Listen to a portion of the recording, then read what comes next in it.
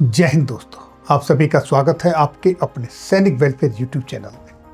दोस्तों, आज हम बात करेंगे एक ऐसे बेहद महत्वपूर्ण आधिकारिक लेटर की जो एफवीए के द्वारा लिखा गया है 8वें वेतन आयोग की चेयरपर्सन माननीय न्यायमूर्ति रंजना प्रकाश देसाई जी को। और इस लेटर का उद्देश्य है वीरांगनाओं, पूर्व सैनिकों और पूर्व सैनिकों की विधवाओं की जो लंबित गंभीर समस्याएं हैं उनको 8वें वेतन आयोग में न्यायपूर्ण तरीके से सम्मिलित कराना। और ये लेटर कौन सा लेटर है, देखिए दोस्तों आपके सामने ये लेटर है 9 जनवरी 2026 का। जैसा कि आप यहाँ देख पा रहे हैं, एड्रेस क्या है, justice Ranjana Prakash Desai, chairperson 8 central pay commission. और इसका सब्जेक्ट क्या है, इसके मुख्य बिंदु क्या है, वो संक्षिप्त में देखिए। बहुत ही यह पत्र एफवीए के द्वारा लिखा गया है। एफवीए फेडरेशन ऑफ वेटरन एसोसिएशन, जो कि पूरे इंडिया के 163 पूर्व सैनिकों की संस्थाएं हैं, उनकी अपेक्स बॉडी है। इसके साथ इतने लोग जुड़े हैं और इस संगठन में लाखों पूर्व सैनिक हैं, वीर नारियां और उनके आश्रित हैं। और इसका सीधा जो पत्र का उद्देश्य है वो इस तरीके से है, submission of demand defence veterans and their widow to consider favourably in 8 central pay commission and allow a meeting with our representatives. यानी इसमें दो मुख्य बातें, पहली, पूर्व सैनिकों और उनकी विधवाओं की मांगों को 8वें वेतन आयोग में अनुकूल रूप से शामिल किया जाए। और दूसरी जो कि बहुत ही महत्वपूर्ण बात है वो ये है कि एफवीए के प्रतिनिधि मंडल को आयोग के साथ बैठक में अनुमति दी जाए, बैठक करने की उनके साथ अनुमति दी जाए। सबसे बड़ा मुद्दा प्रतिनिधित्व, रिप्रेजेंटेशन का है। एफवीए ने बहुत स्पष्ट शब्दों में कहा है, क्या कहा है, पिछले वेतन आयोग में 97% stakeholders, JCO and ORs का कोई प्रभावी प्रतिनिधित्व नहीं था। नतीजा क्या निकला, पे और पेंशन के नियम बिना जमीनी हकीकत समझे तय किए गए। यह एक गंभीर प्रणालीगत खामी है, सिस्टेमिक फ्लॉ है। एफवीए ने कहा, जब तक जिन पर फैसले लागू होने हैं अगर वही लोग टेबल पर नहीं होंगे तब तक न्याय संभव नहीं है। यानी कि ऐसी विसंगतियां, ऐसी एनोमलीज होती रहेंगी जब तक उनका प्रतिनिधित्व सम्मिलित नहीं किया जाएगा।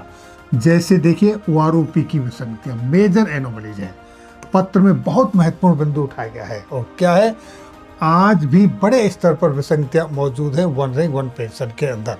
इसके संदर्भ में एफवीए का ये कहना है, जब तक इन विसंगतियों को दूर नहीं किया जाता तब तक 8वें वेतन आयोग में पे एंड पेंशन का सही न्यायपूर्ण आकलन करना संभव नहीं है, और वो होगा ही नहीं क्योंकि इतनी सारी खामियां हैं।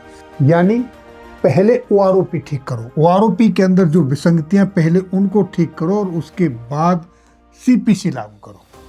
एफवीए ने अपने पत्र के साथ एक अपेंडिक्स दिया है जिसमें उनकी 19 मांगे हैं, टोटल प्रमुख मांगे। ये पहले मांगों का लेटर माननीय प्रधानमंत्री जी को भी प्रेषित किया जा चुका है, माननीय रक्षा मंत्री जी को भी प्रेषित किया जा चुका है। अब यहाँ देखिए, जेसीओ ओआरएस पेंशन विसंगतियों के जो मुद्दे हैं मुख्य, जैसे वीर नारियों की पेंशन से जुड़े मुद्दे हैं, समान रैंक सेवा के बावजूद असमान लाभ, इस तरह की विसंगतियां हैं, पूर्व सैनिकों के सम्मान और आर्थिक सुरक्षा से जुड़े प्रश्न हैं। इस तरीके के 19 मांग हैं जो कि आप यहाँ इस पर देख रहे हो। तो इसमें सबसे जो महत्वपूर्ण बात है वो बैठक की मांग है। यानी एफवीए विनम्र लेकिन स्पष्ट शब्दों में आग्रह किया है, विनम्रता के साथ, यानी उनके प्रतिनिधि मंडल को आयोग के कार्यालय में उचित समय और स्थान पर बैठने का मौका दिया जाए ताकि उनकी जो जमीनी समस्याएं हैं वो उनके सामने सीधी रखी जा सके, कागजी रिपोर्टों से आगे बढ़कर वास्तविक पीड़ा समझी जा सके। और इस पत्र का महत्व क्यों बहुत ज्यादा है, वो इसलिए यह सिर्फ शिकायत नहीं है, संरचित मांग पत्र है। सीधे 8वें पे कमीशन के चेयरपर्सन को दिया गया है, डायरेक्ट। इसमें प्रतिनिधित्व की कमी, वारोपी की विफलताएं और जेसीओ वार्स की अनदेखी तीनों मांगे एक साथ उठाई गई हैं। यह पत्र आने वाले समय में 8वें वेतन आयोग की कार्यप्रणाली और पेंशन एंड पे के फैसलों पर असर डाल सकता है। अगर इस पर विचार किया जाए तो जो विसंगतियां हैं, मौका दिया जाए तो ये आगे चल के पे एंड पेंशन से रिलेटेड विसंगतियां नहीं होंगी और उनका समाधान निकल सकता है। यह पत्र बताता है कि पूर्व सैनिक समुदाय अब चुप नहीं है, वे संगठित हैं, तथ्यों के साथ बोल रहे हैं और सीधे नीति निर्धारकों तक अपनी बात पहुंचा रहे हैं। यानी कि उन्होंने सीधे जो 8वें वेतन आयोग के चेयरपर्सन है, अपनी मांग सीधे उनके पास रखी है। अगर 8वां वेतन आयोग सच में न्यायपूर्ण और संतुलित बनना चाहता है तो एफबीआई की बात सुनना उनके लिए अनिवार्य होगा।